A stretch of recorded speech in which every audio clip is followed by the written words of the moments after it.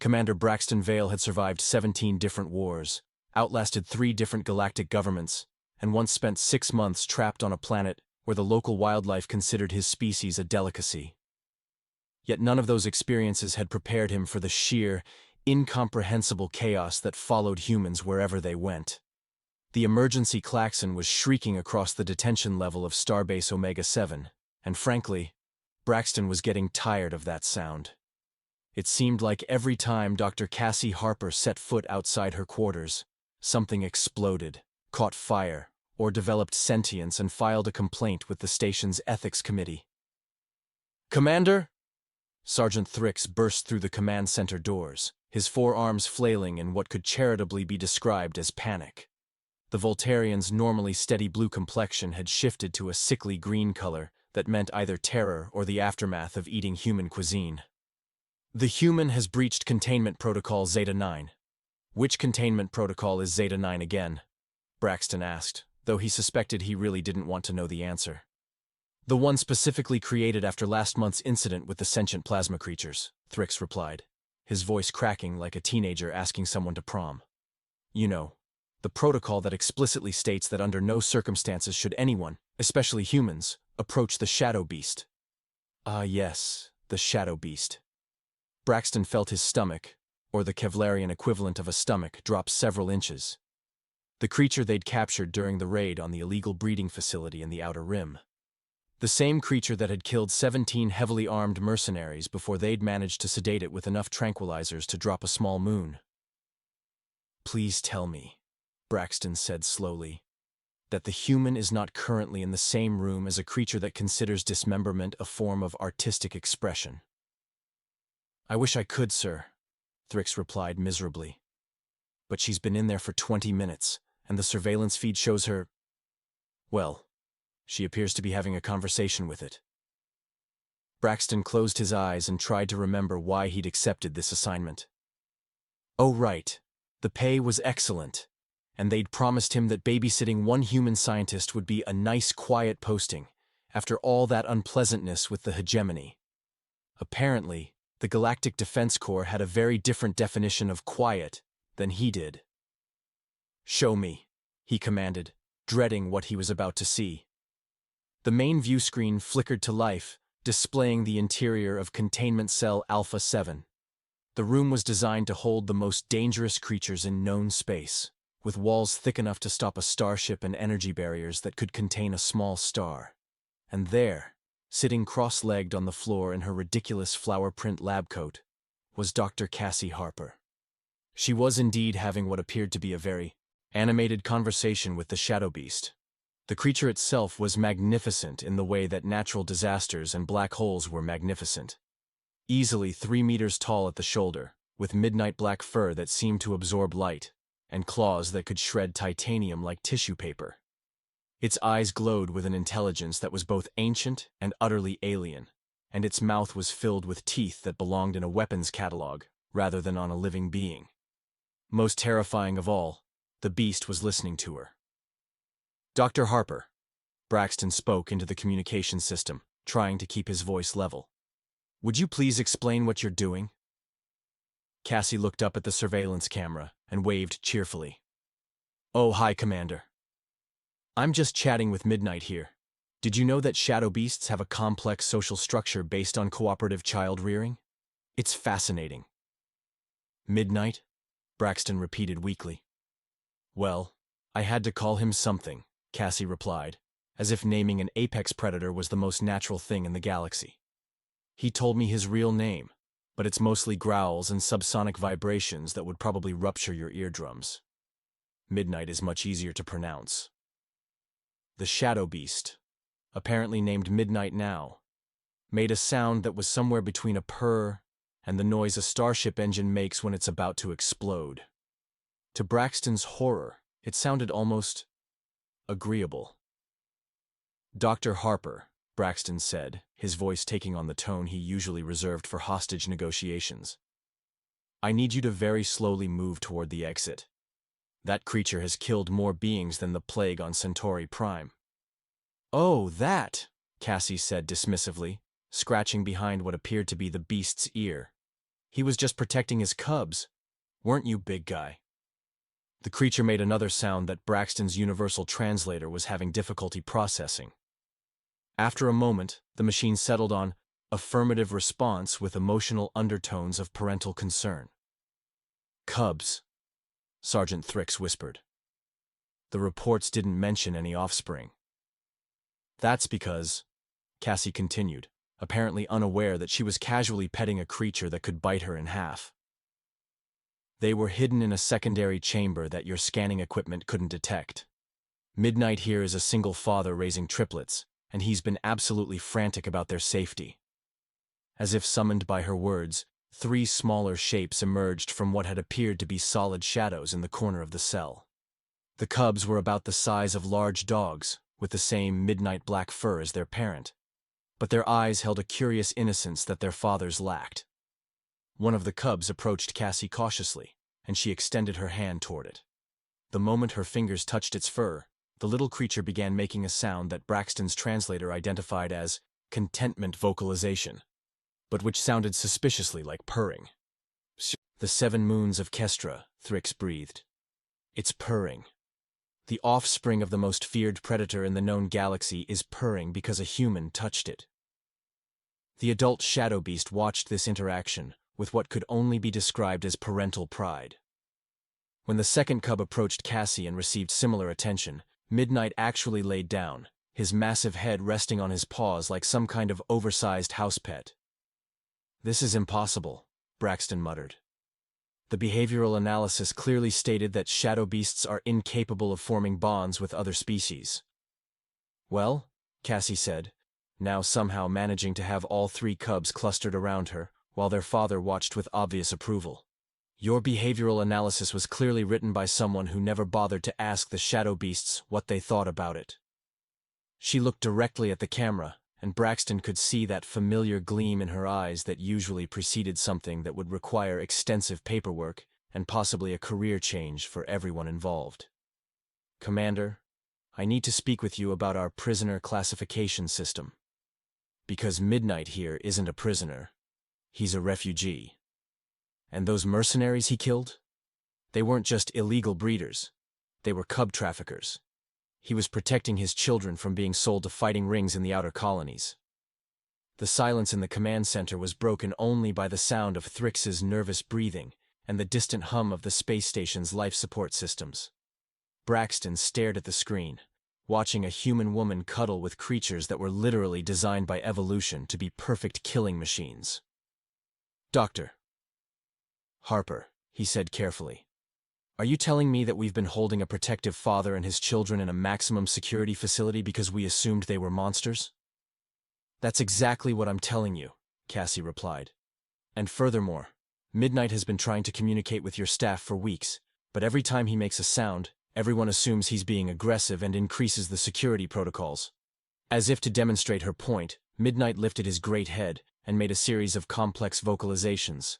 The universal translator worked furiously before producing request for discussion regarding offspring welfare and potential cooperative arrangements.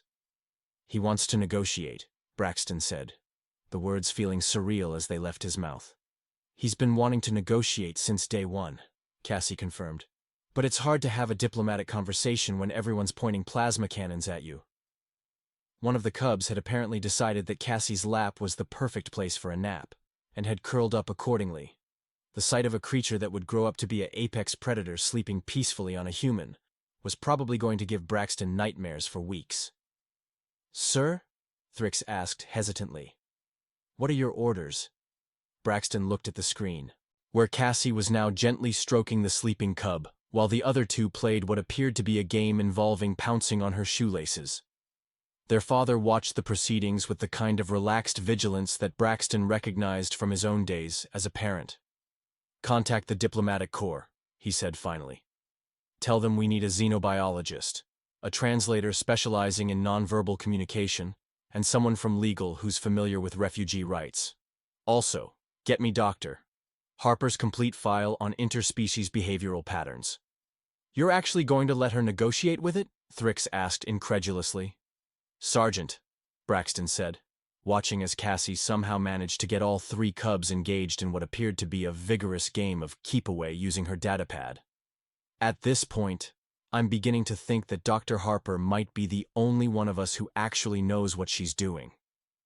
The adult Shadowbeast made another sound, and this time the translator didn't hesitate. Gratitude expressed with emotional undertones of relief and hope. Besides, Braxton added, look at them. When was the last time you saw a vicious predator let someone use his cubs as living pillows? On the screen, Cassie had somehow managed to coax the adult Shadowbeast closer, and was now scratching behind his ears while one cub napped in her lap, and the other two played tug-of-war with her equipment belt. The massive creature's eyes were half-closed in what was unmistakably contentment, and the sound he was making was definitely purring. I think, Braxton said slowly, we're going to need to completely rewrite our first contact protocols. Again, sir? Thrix asked wearily. Again, Sergeant. And this time, let's include a section on the importance of actually listening to what other species are trying to tell us before we decide they're dangerous. As if in response to his words, all four Shadowbeasts looked up at the camera. The cubs made happy chirping sounds. Their father rumbled something that translated as, agreement with proposal for peaceful coexistence, and Dr. Cassie Harper grinned and gave them a thumbs up. You know what the most terrifying part of this whole situation is? Braxton asked. What's that, sir? She's probably going to want to keep them. On the screen, one of the cubs had discovered that human hair was apparently the most fascinating thing in the universe, and was gently investigating Cassie's ponytail while she laughed. The sound of her laughter mixed with the cubs purring and their father's contented rumbling created a harmony that was both beautiful and completely at odds with everything Braxton thought he knew about the universe. Sir? Thrix said hesitantly. The diplomatic corps is asking what priority level to assign this incident. Braxton watched as Cassie somehow managed to convince the adult Shadowbeast to roll over so she could examine what appeared to be an old injury on his side. The creature, who had terrorized an entire sector of space, was now behaving like the galaxy's largest, most dangerous puppy. Tell them, Braxton said, that we have a Code 7 situation. Code 7, sir? But that's for… Oh. Thrix's four eyes widened as understanding dawned. That's for situations where humans have fundamentally altered our understanding of reality. Exactly, Sergeant. Because apparently, the most fearsome predators in known space turn into oversized house cats when you show their children some kindness. The emergency klaxon finally stopped wailing, leaving the command center in relative quiet. But Braxton knew this was just the calm before the storm. Because now he had to figure out how to explain to Galactic Command that their most secure detention facility had been turned into an impromptu daycare center by a human xenobiologist with a flower print lab coat and an apparently supernatural ability to befriend anything with more teeth than a wood chipper. And, Sergeant? Braxton added as an afterthought. Yes, sir?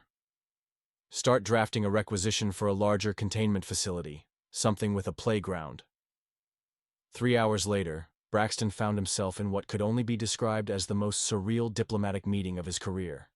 The conference room had been hastily modified to accommodate a 3-meter-tall apex predator, which mostly involved removing all the furniture and installing reinforced flooring that could support Midnight's considerable weight. Dr. Cassie Harper sat cross-legged on a cushion she'd somehow procured from her quarters, looking completely at ease despite being surrounded by the most heavily armed diplomatic team in the sector.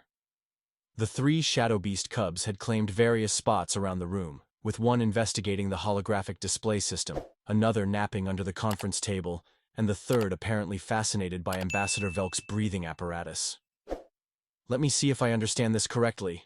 Ambassador Velk wheezed through his translator, his tentacles writhing with barely contained anxiety. You want us to grant political asylum to a creature that single-handedly destroyed an entire mercenary operation? A creature that was defending his children from being sold into illegal fighting rings, Cassie corrected firmly. There's a significant difference between aggression and parental protection. Midnight, who had been lying peacefully beside Cassie's cushion, lifted his massive head and made a series of complex vocalizations. The universal translator worked for several seconds before producing clarification requested regarding legal status of offspring protection actions under Galactic Refugee Convention Article 247. The silence that followed was so complete that Braxton could hear the space station's atmospheric recyclers humming in the distance. Did that creature just cite galactic law? Ambassador Velk asked weakly. Midnight has been studying your legal databases since he arrived, Cassie explained, scratching behind the beast's ears as if he were a particularly large dog. He's quite intelligent. His species has an eidetic memory and can process information at approximately 17 times the rate of most galactic species. 17 times, Braxton repeated slowly. Are you telling me that while we thought he was brooding in his cell, he was actually speed-reading our entire legal system? One of the cubs chose that moment to successfully activate the holographic projector, filling the room with a three-dimensional display of trade routes through the outer rim. The little creature made pleased chirping sounds and began manipulating the display with surprising dexterity. Oh, that's just Spark, Cassie said casually. He's particularly interested in logistics and transportation networks. Shadow prefers cultural databases, and Storm has been working his way through our engineering manuals. You named them? Sergeant Thrix asked, his voice climbing several octaves. They told me their names, Cassie replied. Well, they told me sounds that approximate their names. Spark is actually more like a subsonic rumble followed by a sound like electricity crackling, but my vocal cords weren't designed for that. Storm, the cub who had been examining Ambassador Velk's breathing apparatus, suddenly made an excited chattering sound and pointed at a section of the holographic display. The translator worked furiously before announcing, identification of illegal transport corridors consistent with cub trafficking operations. By the void, Ambassador Velk whispered. The juvenile has identified smuggling routes that our intelligence services have been trying to map for years. Storm has a gift for pattern recognition, Cassie explained proudly. Show them the rest, sweetie. The cub manipulated the display further, highlighting a complex network of shipping lanes, hidden bases, and what appeared to be a massive criminal organization spanning half the galaxy. This is impossible, Ambassador Velk stammered. These are classified intelligence estimates that took our best analysts months to develop. Midnight made another vocalization, and the translator provided, offspring demonstrates natural aptitude for spatial temporal pattern analysis, suggests formal education opportunities would benefit development. He wants his kids to go to school, Braxton said, the absurdity of the situation hitting him all over again. Well, obviously, Cassie replied, as if this were the most natural thing in the universe. They're incredibly bright children, and they've been stuck in illegal breeding facilities their entire lives. Of course, their father wants them to have proper educational opportunities. Shadow, the cub who had been napping under the table, chose that moment to emerge and present Ambassador Velk with what appeared to be a datapad displaying a complex linguistic analysis. What is this? Velk asked, his tentacles curling in confusion. Shadow's been working on improvements to the universal translation protocols, Cassie explained. He noticed that the current system loses approximately 37% of emotional and cultural context in translations.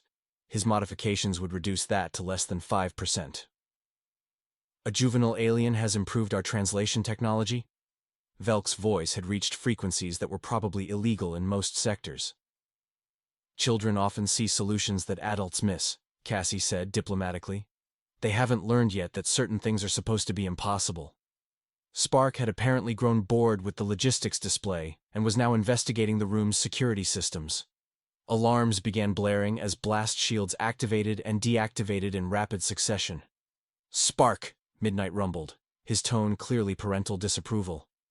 The cub made apologetic chirping sounds, and the security systems returned to normal. I apologize, the translator provided from Midnight's direction. Offspring expresses regret for unintended activation of defensive protocols. Curiosity regarding technological systems sometimes exceeds caution parameters. He's apologizing for his child's behavior, Braxton said wonderingly. Midnight is an excellent father, Cassie confirmed. He's been raising the cubs alone since his mate died in the initial raid on their home colony.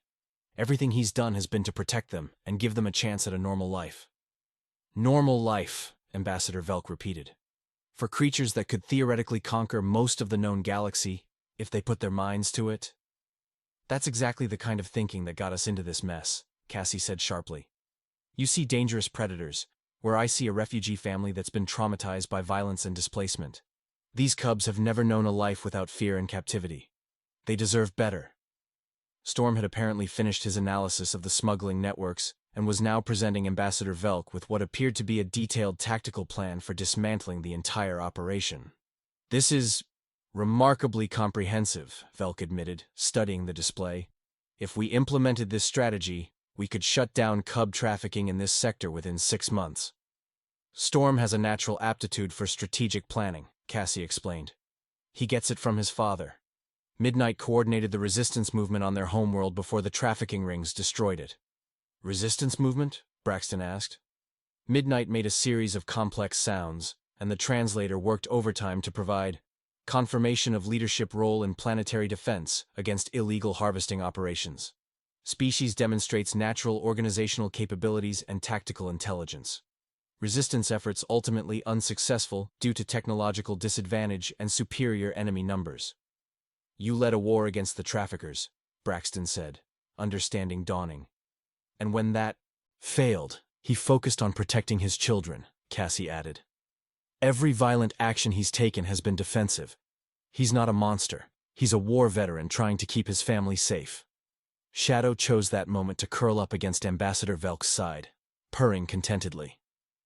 The diplomat's tentacles froze in apparent terror. He likes you, Cassie observed. Shadow has excellent instincts about people. He wouldn't approach anyone he considered dangerous. But I could be dangerous to him, Velk protested weakly. Could you? Cassie asked pointedly. Look at him. Really look at him. He's a child who's spent his entire life in captivity, and he's choosing to trust you. Are you going to betray that trust? Velk stared down at the purring cub, his tentacles gradually relaxing.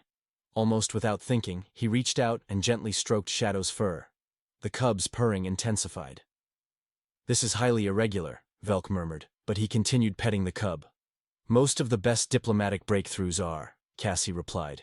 Spark had apparently decided that the ambassador looked lonely and approached to investigate. Within moments, Velk found himself with 2 purring alien cubs draped across his lap, while their brother continued working on tactical displays, and their father watched with obvious approval. I feel I should point out, Braxton said, that 3 hours ago, these creatures were classified as the most dangerous prisoners in our facility.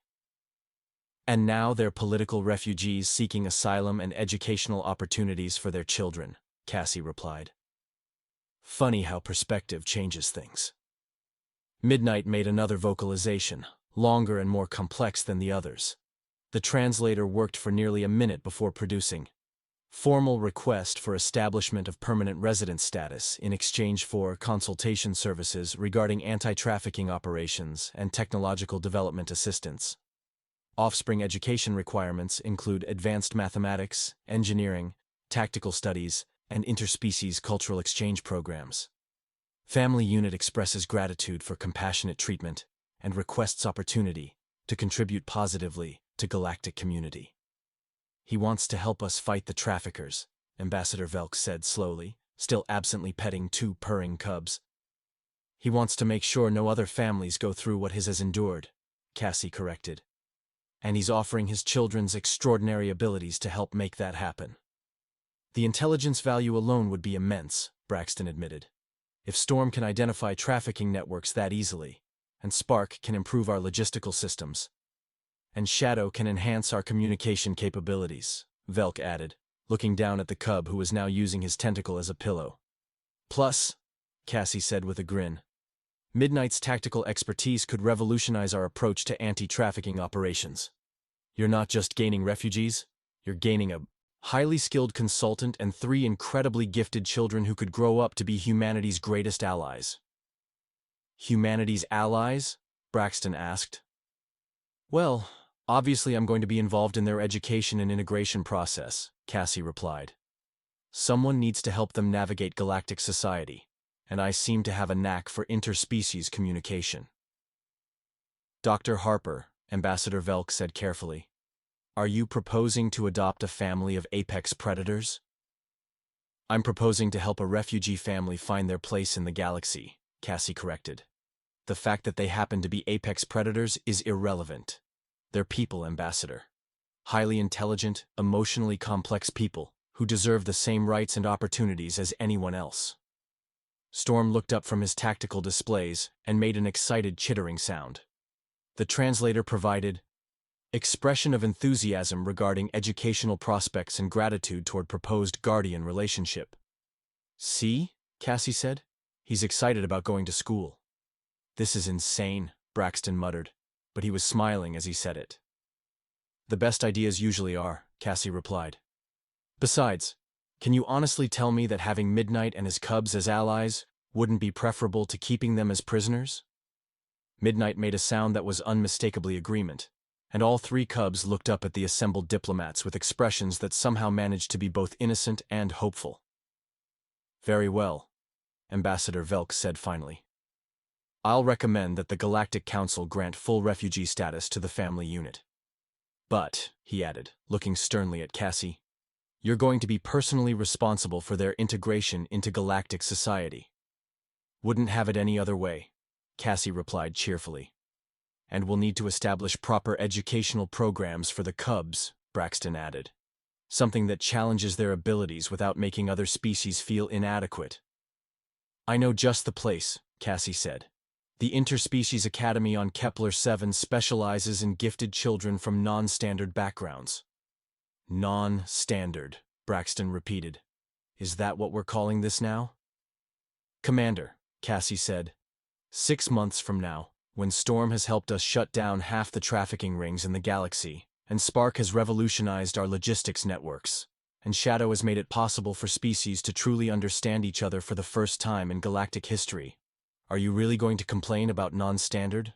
Braxton looked around the room at the scene before him. A family of alleged monsters had become refugees seeking a better life. 3 cubs who had been destined for fighting rings were now planning to attend prestigious schools. And a human scientist in a flower print lab coat had somehow turned the galaxy's understanding of interspecies relations upside down in the span of a single afternoon. You know what, Dr. Harper? He said finally. I think non-standard might be exactly what the galaxy needs. Midnight made a sound that the translator identified as profound gratitude, and his cubs responded with a harmony of purrs and chirps that somehow managed to sound like hope given voice. As the meeting officially ended and the various officials began filing out to draft the paperwork that would change 4 lives forever, Braxton couldn't help but reflect on how quickly everything had changed. This morning, he'd been in charge of a detention facility. Tonight, he was apparently running a refugee resettlement program. Dr. Harper? He called as she prepared to leave with her new family. Yes, Commander?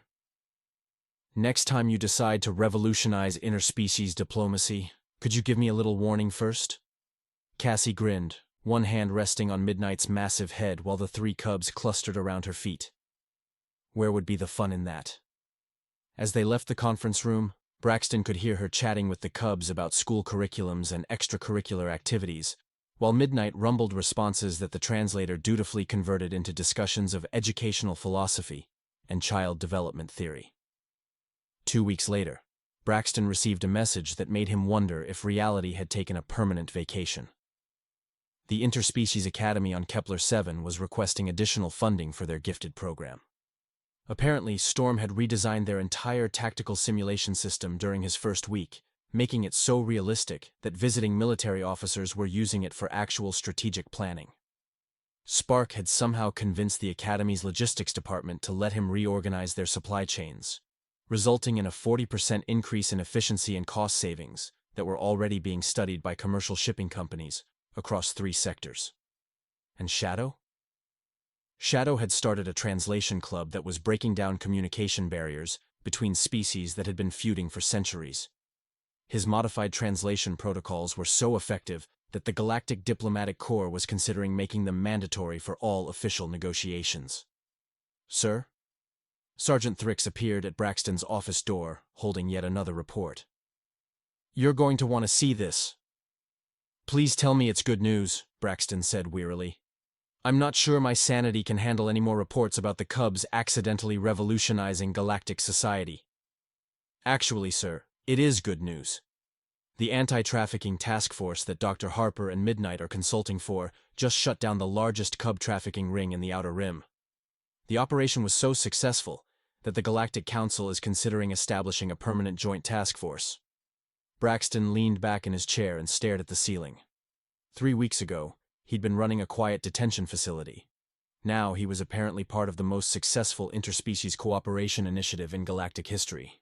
And sir, Thrix added, hesitantly, there's one more thing.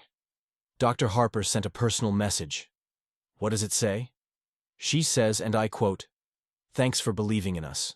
The Cubs are doing wonderfully, and Midnight wants to know if you'd like to attend Storm's graduation ceremony next month. He's already been accepted to the Advanced Strategic Studies program at the Galactic Military Academy. P.S. We're adopting 3 more refugees next week. They're from a species that everyone thinks are space pirates, but they're actually really good at mathematics. Hope you don't mind." "Sergeant Thrix?" Braxton said quietly. "Yes, sir?" "Cancel that requisition for the playground. Something tells me we're going to need to build a school instead."